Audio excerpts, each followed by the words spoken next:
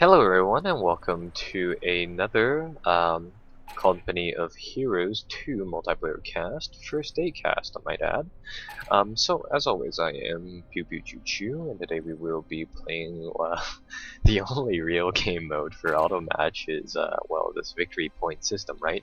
So anyways, we'll be playing another Soviet match and we start off by building a conscript squad. Fresh So conscripts have arrived.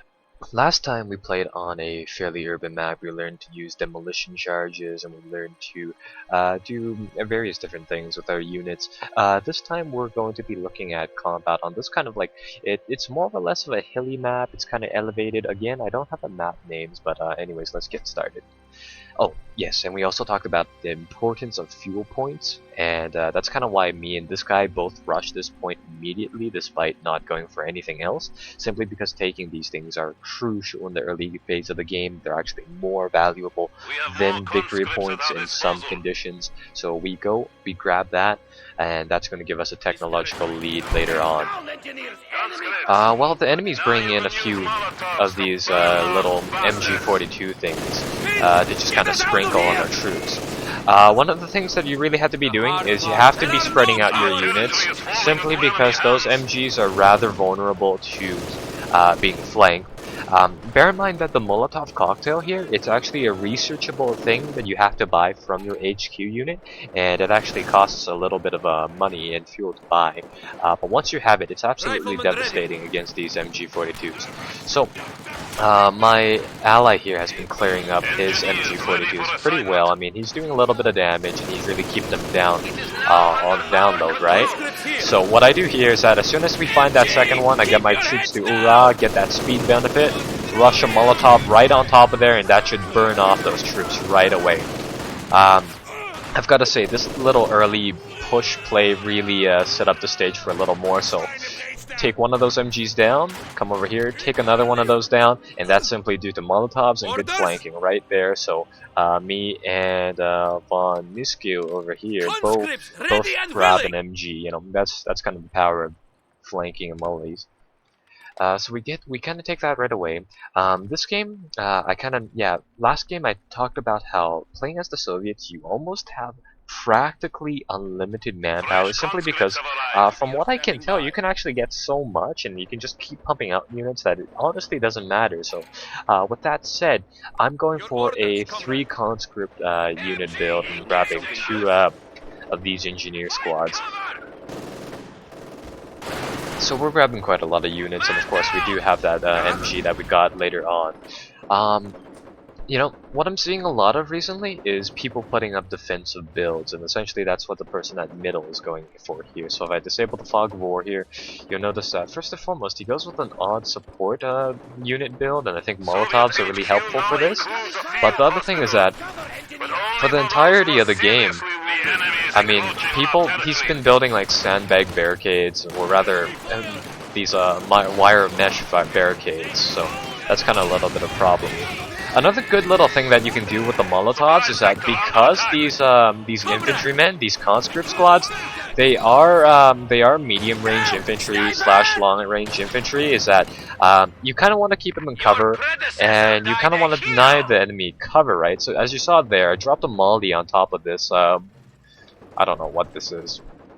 They seem to be like gigantic chests, but anyways, so you saw there, I dropped one thing right on top of there, just to kind of smoke them out, and that does a little bit of damage. It was actually able to keep 2 whole squads away from that one conscript squad, which is rather handy dandy. So, you know, Molotovs really helpful, especially in conjunction with massed rifles like that. Really good stuff here. Anyways, I saw that my engineers were taking a little bit of fire, and in the first game, what I always like to do was that after your engineers have been kind of expended, I always like to keep a depleted squad just kind of on the side to build objects, and because Russian building takes a long time, that's kind of what I've done there. Anyways, for this game, I'm actually holding off of picking a support doctrine or one of these tactical whatever things, right? Simply because it's not necessarily essential right now, and much rather save those points for later. At this point, I noticed that my enemy has quite a lot of snipers here for whatever reason, so I mean, I'm gonna have to get away from that. And my MG had to pull back because of that. Put some fire on here though. Anyways, I do deploy one satchel charge right here. Unfortunately, I don't think anything actually passes on it this time. But over the course of, you know, after a few weeks, I'm pretty sure everybody will be familiar with how the map finding is done inside this game, and then at that point I think people will be adequately able to place those demolition charges. One of the things that I probably shouldn't have done here is I'm keeping my infantry units a little too close here. You know, if somebody dropped some napalm on them or something like that, some incendiaries, that would have annihilated them all. Another thing is that, you know, I'm not too familiar with the delay, so I did try to nab that mortar right there, and unfortunately those snipers did have it pretty damn covered. So that's kind of the first little phase of the game here. The victory points are still quite decent. I mean, it's pretty easy at 450 versus 438, so overall pretty even. Red Army, at your service. And because we did lose one infantry squad, I decided to buy another one just to kind of replenish it and keep our units high. What else happens at this point? I think I assemble my troops and I essentially just send them out. Oh yes, I buy another squad of conscripts and I start building another base. Yeah, I find it that the Russians, they take a really long time to build their buildings.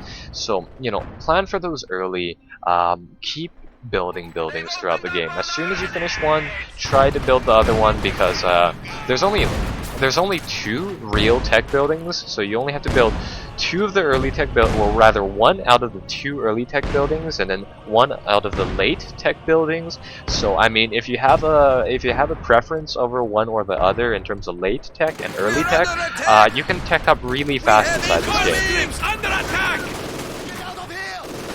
And as you saw there, you know, a good Molotov and a good MG can always finish things. I have a little too much infantry here, and from the looks of it, we're actually really close to the enemy's base. So I mean, I'm honestly not really sure what the purpose of this offensive was, apart from taking meager ground right here.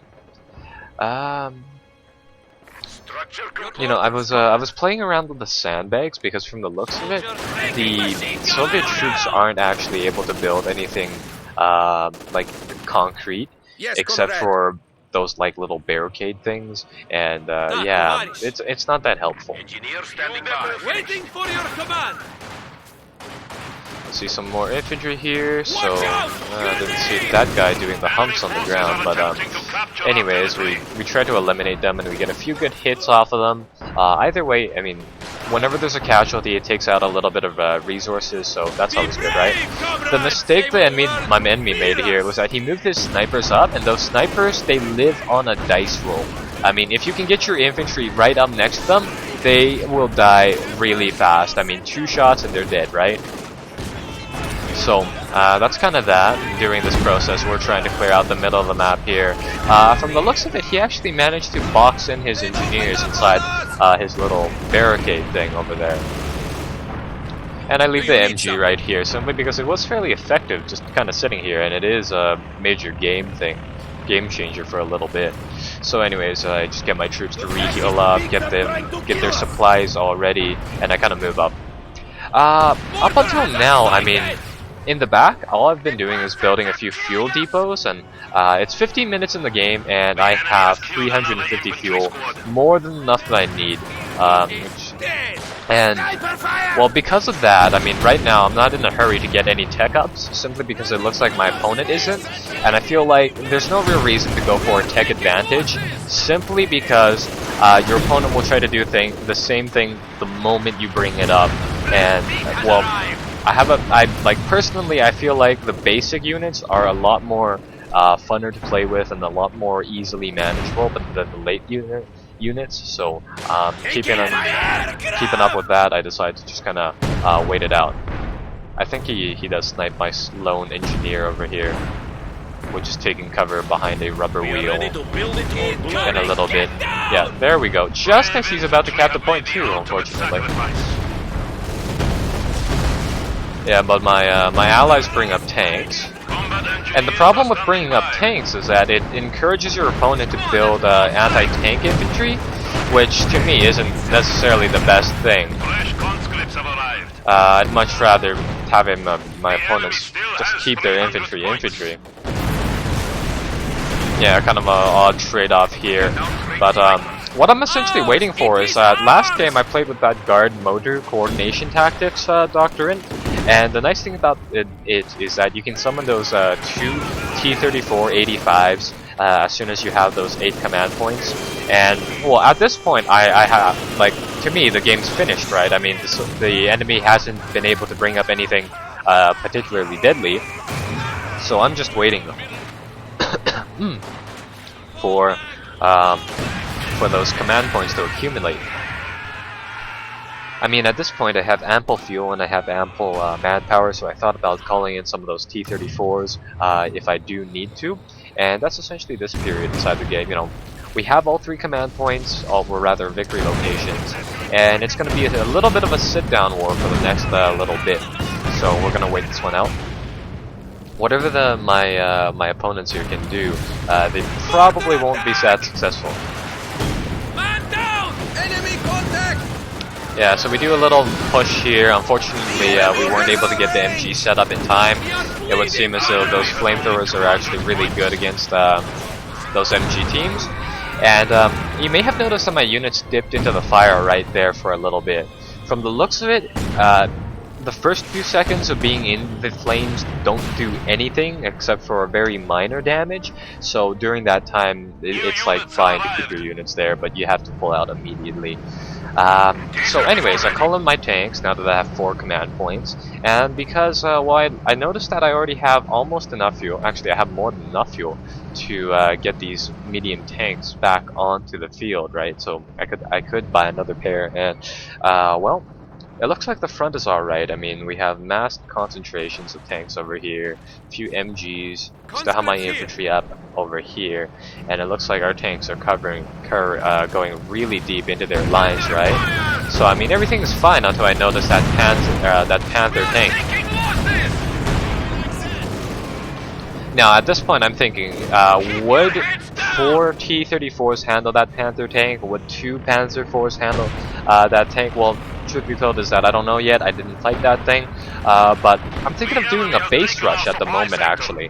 One of the things that you could do well, actually one of the first things that you do have to keep in mind is that these machine gun placements, they only are effective against infantry. If you can get tanks in the enemy's base, chances are is that it'll force him to pull back. And if he does pull back, you will probably be able to eliminate a good amount of his units or buildings or both, and use things such as engineers or depleted units to capture locations. So, I mean, this is a little late in the game, but I just kind of wanted to see if it was possible, so I decided to drive my tanks right on inside here. They do take a little bit of Panzerschreck fire, but overall, I mean, things are fine. Tank smash, I get a group of 4 tanks over here, and they were able to do quite a lot of damage to the enemy's infantry, although I'm not sure if it was whether or not worth the trade-off. Yeah, there's rounds going off everywhere, tanks smashing through their lines, and they're just going for these engineers with the bazookas pretty much. They're going for the units with the bazookas rather. And, cool. You know, it looks like it's fairly effective, but then again, during the game, I did have my allies helping me out during this little charge with their bombardments and everything. So I'm still not sure about the viability of it, although, I mean, hey, we were able to crush them here. Overall, really solid play. And that kind of finishes things up. The other base is fine, though. Okay, so what did we learn during this match? Well, we learned a little bit about flanking. I mean, on those wide open maps and on maps in general, if you go with conscripts, flanking major points, keeping those engineers forward as your initial little bit of units, your opponents might get greedy and try to grab your engineer squad that's going to a fuel point or a victory location with this MG42, and then you can grab your conscript infantry, move them right onto the back, throw 1 Molotov, and clean them out like that. And the other thing we learned today was, well, what else? Oh right, Soviets have a lot of extra manpower that you can spend on a ton of crap, just kind of fend off enemy units. So that's another nice thing to do. And Soviet building does take a long time, so you might want to queue those things up. You know, plan ahead, get your fuel, use your engineers and your conscripts to clean out the MG42s, and take that fuel. Use the fuel to get up into tanks, and yeah. So, I'll see you guys next time when we take a look at another replay and when I can figure out how do I save replays, because for some reason I can only do last replay. Anyways, I'll see you guys next time. If somebody knows about this, please tell me how do I save these replays, because I haven't seen the option to. Bye-bye.